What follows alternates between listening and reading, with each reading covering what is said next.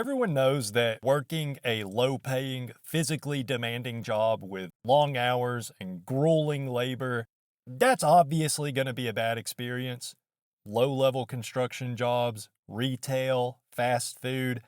Yeah, the work itself can obviously be hard, but it's not just the work. It's the complete lack of respect you get when you work these jobs. But as a guy that worked a minimum wage job for years and then ended up working a high paying engineering job for several years, I can tell you from firsthand experience, my life was just as miserable working at that relatively high pay, high status job as it was back when I was slinging burgers for $7.25 an hour. Now, I'm not going to sit here and tell you I would rather work in fast food. All things considered, my engineering job was better. It at least paid enough that I could pay my bills. But there were certain things I witnessed at that job that made me realize just how fucked up this life is. Honestly, after everything I saw at that job, I will never again trust any statement coming from any corporation. Because I know firsthand how willing these corporations are to lie and cheat and just do whatever they have to do to maximize profits. And this was a smaller company I worked at, by the way. I'm pretty sure larger corporations are worse, if anything. One of the most eye-opening experiences I had at this place, it was actually something that happened when I had only been working there for a few weeks, so I was still new. I didn't know how common this was, and I didn't fully realize at the time how big a deal it was. Looking back now, I feel like I definitely should have said something, but hindsight's 2020, I guess. Not that me saying something would have made a difference anyways, but just a quick background before I get into what exactly it was that happened. So, before I started working there, my supervisor, who was the only engineer at this place before they hired me, he had basically invented this new product that was meant to replace an existing product that's been in use all across the world for probably 100 years. I'm not going to say exactly what it was or what industry this was in, but it's something related to transportation and infrastructure. So it's a very highly regulated industry. You can't just invent something and then start selling it. This thing would have to be approved by a federal agency before it could legally be put in service. And to get that approval, it would have to undergo years of testing. There would have to be stress testing in a laboratory environment, and then they could do field testing. There's a lot that goes into it. So by the time I started working there, this thing was already in the field testing stage, but they were also still doing some lab testing because I guess someone at the federal agency that regulated these things wasn't convinced by the initial test results. So I don't want to get into too much detail, but that's the gist of it. So I remember I'm sitting in my office one day, which I shared with my supervisor, and the president of the company walks in. Now, if you happen to see my previous video where I talked about this job, this was the same guy that rigged the raffle for the Yeti cooler, and also the same guy that I suspect had some sort of an affair with a girl working in customer service. But I didn't find out about any of that till much later. So the president walks in, and he's talking to my supervisor about some testing we were doing on this product. We weren't doing the official testing ourselves. We had another company we were working with that actually conducted the tests at their facility, and they would write up a report for us that we could then send to the federal agency. Okay, so remember that. I'll come back to that in just a minute. But aside from that official testing that this other company was doing for us, my supervisor did conduct some tests himself. I'm not sure exactly how the process works, but basically we had a customer that agreed to test these things in the field, and the federal agency had already approved that field testing for a certain small number of these things. And there were certain terms and conditions and everything. I'm not going to bore you with all the details, but basically the company that was letting us field test these things, they put a few of them out in service in the field, then they wanted us to do some extra testing on a certain part of the device. Uh, it was the fasteners.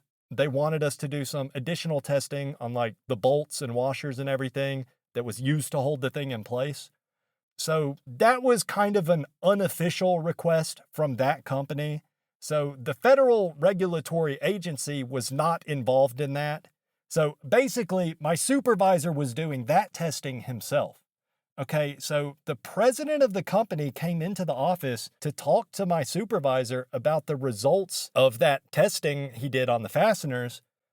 To make a long story short, the results were not perfect. There was cause for alarm. My supervisor was already starting to try to figure out how to fix it, and he had me looking into it too. That was actually one of the first things I remember working on at that job. But when the president came in to talk about it, he was basically just like, look, we don't have time to change the whole design, just make the results better. So my supervisor was like, he kind of laughed at first and he was like, I'm not going to fudge the numbers. So then the president was like, oh, no, of course. But then again, this is just something our customer asked us to do. It's not like the government's involved in this. So yeah, the president was trying to get us to doctor the results of the test. He wanted us to just lie to the customer that was letting us do the field testing, which is obviously unethical. I don't know for sure if it would have been a safety issue.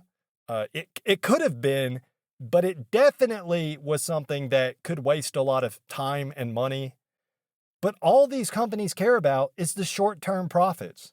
Nothing else matters. Luckily, in that case, my supervisor was eventually able to convince the president that sending out fraudulent test results would actually not be a good idea because there was legitimately an issue with the design of the product. Like, it just was not going to work out in our favor when they go ahead and do the field testing based off of whatever fraudulent data we send them. It's just going to fail in the field, and then we would have to do the redesign anyways. Now, I don't think my supervisor would have allowed that to happen in the first place. He always seemed like a man of principle to me, so it's good that he was there. I'm pretty sure he still works there, by the way, so that's good. But I do wonder sometimes, not every company has a guy like that that's willing to push back on what the company president tells him to do. And this was just potential fraud through the engineering department. What kind of financial fraud is this company committing? What kind of other unethical things are they doing? And what about every other corporation in the world? I'm pretty sure unethical shit like this is going on all the time. This shit is just standard practice. But yeah, a little while after that whole fiasco, we did redesign the thing, or really my supervisor redesigned it. I didn't really help much. But some changes were made to the design. Then we contracted this company to do some stress testing for us based on federal regulations. So they do the tests, then they send us the report, and it wasn't ideal. The design was failing one of the critical tests that it had to pass in order to get approval, but it was just barely failing. So it was the kind of thing where it probably wouldn't have actually been a problem other than the fact that the regulatory agency wouldn't approve it, but the product likely would not actually fail in the field. So to make a long story short, the president comes into our office and again, he tries to convince my supervisor to doctor the data. He wanted him to literally change the numbers in the report that this other company had sent us. Now, in this case, it was an extra stupid idea. Forget about the ethics of the situation. It was just a brain-dead idea to try to doctor the results when we weren't even the ones that did the testing. If something did go wrong and they ended up doing an investigation, there's a good chance it all might come crashing down as soon as somebody talks to that company that actually conducted the testing. Because they're immediately going to see like, oh, this is not the results we got. This is not our data. So not only was it a highly unethical thing to do, It was also just stupid. By the way, my supervisor refused to do what the president was asking, but get this. Coincidentally, a couple weeks after that, the company that did the testing contacted us to say that there was a mistake, and actually our product did pass all the tests. I'll let you decide what you think happened there. I know what I think happened, but I wouldn't want to risk falsely accusing somebody of something. So that was something that happened early on in my short career that really made me question how things are run in our society. Because what are the chances that I just so happen to encounter a super rare case of a small company president trying to commit fraud or whatever you want to call it? I'm guessing the company president's sense of morality is probably not rare in that type of high-level position. It's probably the standard. By the way, if you're wondering why I didn't mention all this in my first video where I talked about all the troubling things I saw at this job, honestly, I just didn't want to risk someone from that company seeing this and trying to sue me or something, but I don't think that would happen.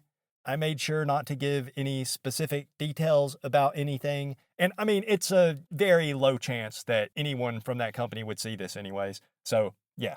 Anyways, something else that happened while I was working there that just never seemed right to me. There was this one salesman that had been with the company for like 30 years. He started in the warehouse, then he worked his way up to eventually being a regional sales manager. So he was the senior salesman in the company. He had more than 10 years more experience over the next senior salesman. So I forget what exactly the job title was, but basically there was a guy that was the boss of all the salesmen. He wasn't just in charge of sales, he had other responsibilities too. But that guy also had started as a salesman. He had gone through basically the same trajectory as this other guy. You know, starting at the bottom of the totem pole, then he worked his way up to regional sales manager. Then I think they actually created the top position for him. So everybody knew that, Frank, we'll call him, everybody knew that after the boss guy retired, Frank was next in line. And by all accounts, I do think Frank would have been great at that job. Everybody spoke highly of him. He seemed like he knew what he was doing anytime I worked with him. Granted, I never really knew the ins and outs of the salesman's duties, so I wouldn't really know. But everybody liked Frank. I never heard anybody say anything negative about him. I'm pretty sure he was more than capable at fulfilling the duties of that top position. And even the guy that was retiring, he thought the job was going to Frank. I remember hearing him say something to Frank one time like, "See what you have to look forward to? Ha ha ha." You know, implying that Frank would someday have the job that he currently held. Well, the boss guy retired, and lo and behold, Frank did not get the promotion. Instead, the job went to a younger guy that was close to my age, actually. I think the guy was maybe 30, 31 years old. Not to say a 30-year-old couldn't do the job, but Frank had 30 years of experience just working at that company. He had literally been working there as long as the other guy had been alive. And here's the thing. The guy that got the job, he was an outside hire. He didn't have any experience at the company. He didn't even have any experience in the industry. So everybody was surprised when we all found out Frank got passed over for the job. But it wasn't really that surprising when you think about who did get the job. Because the younger guy that actually got the job, see, this guy had a special connection to the company.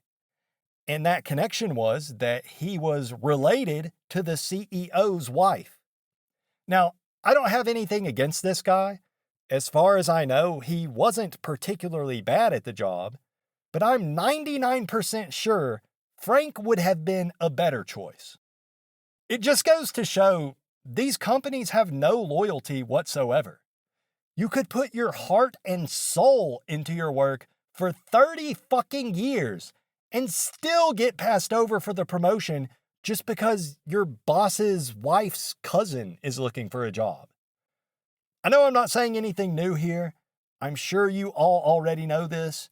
Probably most of you have had your own experiences where you've seen firsthand just how far loyalty gets you in the modern workforce. But man, is it brutal out here. And it's funny because when I first started at this company, everyone was telling me how the company has more of an old school vibe. Everyone said they take care of their workers. Hardly anybody ever gets laid off. I specifically remember the chief financial officer or whatever, basically the head accountant guy. When I first started, he was telling me that he can't even remember a single person ever being fired since he started there, which was like 4 or 5 years prior. So I was thinking, nice, I lucked out. This seems like a great place to work.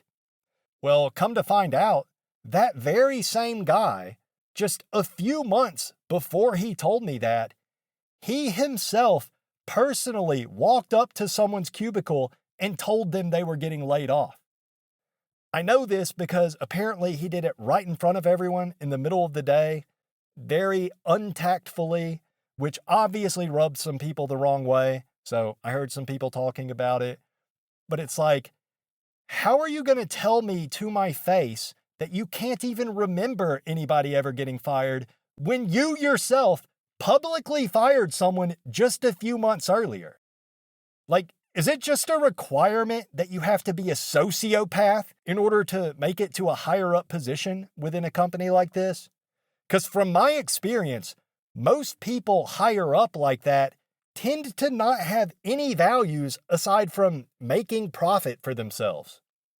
And then maybe 6 months after I started working there, I remember sitting in my office one day and I could hear people arguing loudly in the conference room, which was across the hall from my office. And I could just barely make out some of what they were saying. But basically what was happening was the CEO and the president were in there with this one guy that had been working there for, I'm not really sure how long, but it was at least a few years. So I could make out that they were telling this guy he's fired, and he was pleading with them to not fire him. Then eventually they all leave the room, and a few minutes later, the guy that got fired came into my office to tell me and my supervisor that he just got fired. And I am not exaggerating at all. This man was in his 50s and he was crying. He had tears running down his face. I later found out that he had actually just been given a promotion, like a pretty big promotion, but it was supposed to be at our sister company, I guess you'd call it. Basically, the corporation I worked for was like 4 separate companies, and a couple of those companies were located elsewhere. So they tell this guy that he's getting a much higher paying job at one of the other companies that was actually located in Canada. So big move. But apparently the guy had already bought a house up there and everything. And then they fired him before he even transferred. Now, I have no idea if this guy was good at his job. For all I know, he sucked at the job, but I never heard anything about him embezzling company funds or anything like that. So I just don't understand how you go from telling a guy he's getting this big promotion, then waiting all the way to the point that the guy's already bought a new house in preparation for the move, and then you fire him with no warning. Like, how does it even get to that point? I mean, it's possible that he did something really bad to deserve getting fired, but I kind of doubt that. I think I would have heard about it if that was the case, because it was a small company. People gossiped about these things, but I never heard anyone say anything about this situation other than how bad they feel for the guy. So I don't know what happened, but it's just brutal. This was a man that, he was supporting his whole family. He thinks he's about to have a major income increase. He buys a house and boom, fired. Now his income is nothing. And he owns a house in Canada where I'm guessing he probably wasn't going to be moving to anymore. And remember, when I first got hired, everybody was telling me how this company is very worker friendly. Nobody ever gets fired. By the way, when I say everybody was telling me that, I'm talking about like the chief financial officer, the HR lady, the company president, all the people you talk to when you're first getting set up at a new job. Yeah, they were full of shit. Don't get me wrong, the majority of people I met there seemed like decent folks. I don't want to make it sound like I was just working with a bunch of psychopaths. Most people there were friendly enough as far as I could tell. I didn't socialize a whole lot, but yeah, it's not like they were all evil. But I can say without a doubt, from everything I witnessed working at this place, with how upper management would just tell outright lies whenever it was convenient, and how the president of the company was so quick to commit various kinds of fraud, which he wasn't even trying to hide it. He just came into our office and was telling my supervisor to make up fake data. He knew I was there. He wasn't talking to me. He was kind of speaking quietly just to my supervisor, but he knew I was there. He must have known I could hear everything he was saying, but he acted like he didn't care. He acted like it was just another everyday item of business, just another day in the office. Oh, hi there. How's the wife? Kids doing good? Great. By the way, could you just falsify some data real quick and submit fraudulent documents to the government? Thanks. Like, he had no fear about repercussions from what he was asking. Like, that's just a normal thing. I don't know. It's crazy to me, but by now I've realized that's life. That is modern society in a nutshell. Narcissistic psychopaths run shit, while the rest of us are just scrounging out here trying to survive, scared to death at the prospect of losing our jobs, while sociopathic presidents and CEOs and vice presidents and CTOs, CFOs, etc., they're the ones doing shit that you should get fired for. But they don't get in trouble. They're in charge. Maybe I'm the crazy one for caring a little bit about integrity. And I am certainly not a saint. I'm not trying to say I am. But I can't even imagine trying to get away with some of the shit that these bigwig douchebags get up to. There was one guy I worked with. He's a bigwig now, actually, but back then he was probably making similar to what I made. But he was very good at networking. Maybe you could call him a bit of a brown noser, but he was good at it. He was close friends with all the higher ups like the CEO and the president. But I'm not even going to get into it all here. Maybe this story is better suited to be its own video. But this guy was openly cheating on his wife. I don't think she knew about it, but everyone at work knew about it. I mean, I knew about it and I hardly even talked to anybody. But yeah, there's a reason that guy is now one of the higher ups, because he had a lot in common with the rest of them. As hard as it has been being unemployed for so long, I am glad to not be in that environment anymore. I sure as hell don't miss waking up at 6:30 in the morning, but yeah, work sucks. Even if you have what looks like a good job on paper, a lot of times it's really not. If you found anything I said here insightful, or even if you just found it entertaining, please consider watching some of my other videos. There's also some secret videos you can watch for free on my Patreon, videos that YouTube doesn't want you to see. So check that out. No sign up required. Thank you for watching. I'll see you next time.